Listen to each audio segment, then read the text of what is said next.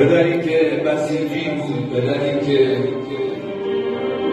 برای مرزندون ما رفت و خدمت کرد.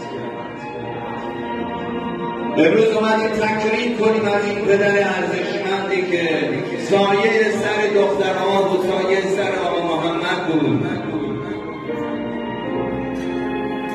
تکریم کنیم از پدری که با دستان پیر بسته و خسته از این دنیا رفت.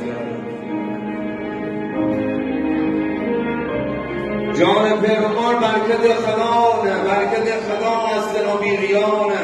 اگه وجود برسن به پادشاهی ای پیرمال پری مثل گدانه.